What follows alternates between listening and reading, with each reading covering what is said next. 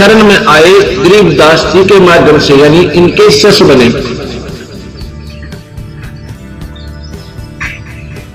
उनको एक मुकदमा चला, गरीबदास जी जा चुके थे शरीर छोड़कर, उनके ऊपर एक मुकदमा बन गया 302 का, यानी कत्ल का मुकदमा उनके ऊपर बन गया। मुकदमा चलता रहा और अंतिम स्थिति आ गई कि कल यानी अब जो तारीख लगेगी उसके ऊपर फैसला सुनाया जाएगा और 100 की 100 ये बात होगी 100% कि सजाए मौत होगी। उनके वकील ने भी ये कह दिया कि अब बचाव का कोई साधन नहीं है। जब अपना ही वकील ये कह दे तो उसका पक्का प्रमाण होता है कि फांसी टूटना है। इस पर उसका पुत्र रोने लग जाता है, कहता पिताजी आज हमारे गुरुदेव होते तो हमें ये फांसी नहीं लगती। उनका पिताजी कहता पुत्र परमात्मा मरते नहीं, भगवान कबीर साहब हमारे साथ है, बेटा घबरा मत। और उनकी यही इच्छा है तो फिर क्यों चिंता करे पुत्र, उनके हुक्म बिना पत्ता नहीं हिल सकता। इसमें भी हमारा कोई भला है, मर जाने में भी अगर उनकी इच्छा होगी तो। अब क्या होता है, वो निश्चित तारीख आ जाती है, कोर्ट के अंदर दोनों मुलजिम खड़े हो जाते हैं, मजिस्ट्रेट बैठा, साथ में लीडर बैठा है। मजिस्ट्रेट फांसी की सजा सुनाकर लिख कर रीडर को कहता है कि पढ़ के सुना दे इनको।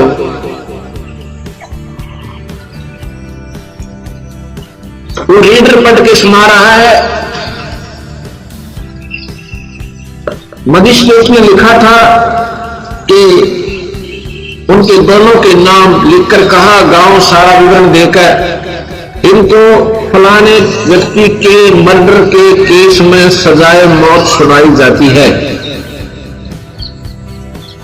रीडर क्या पढ़ रहा है कि उन दोनों का नाम बोलकर फलाने गांव के फलाना पुत्र फलाना, फलाना पुत्र फला, इनको बाई इज्जत बरी किया जाता है। मजिस्ट्रेट कहता है तेरा दिमाग खराब है क्या, तू क्या पढ़ रहा है? अक्के जनाब ने ऐसे ही लिखा इसमें। उसने फिर देखा वो कागज फाड़ दिया, अपना फैसला फाड़ दिया, दोबारा फिर लिख दिया। कहता ये कैसे लिखा गया मेरे से अनजान पने में। दोबारा फिर सुनता है, सुनाता है। मजिस्ट्रेट लिखता है कि इनको सजाए मौत दी जाती है, रीडर पढ़ता है कि इनको बाई इज्जत बरी किया जाता है।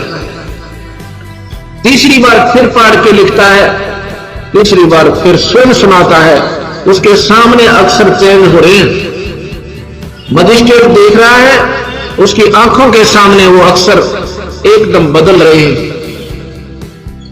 मजिस्ट्रेट ने कहा भाई तुमने किसी संत का आसरा ले रखा है कि हाँ हम कबीर भगवान के चरणों में पड़े हैं, हमारे गुरुदेव गरीबदास जी थे। कहने लगे भाई जब तुम्हें वो बरी कर रहा है तो मैं फांसी नहीं दे सकता, मेरी क्या औकात है, तुम बरी हो, बोल सतगुरुदेव की। उसी दिन से उस मजिस्ट्रेट ने अपनी नौकरी से रिजाइन कर दिया कि परमात्मा है और वो जो चाहे सो कर सकता है। कबीर भगवान में ये शक्ति है, ये कर्म के दंड काट सकता है।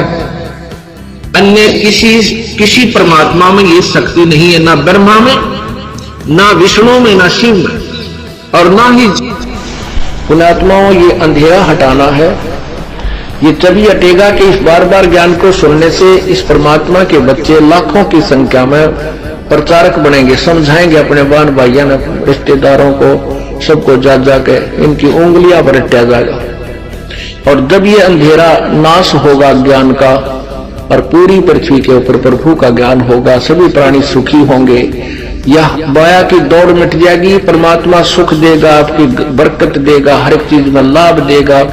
ये एक दूसरे से लेना लूटना रिश्वत लेना ये नरक नहीं भोगेंगे हम, ये विष नहीं खाएंगे, क्योंकि ये हमें फिर आगे जाके दुख देता है।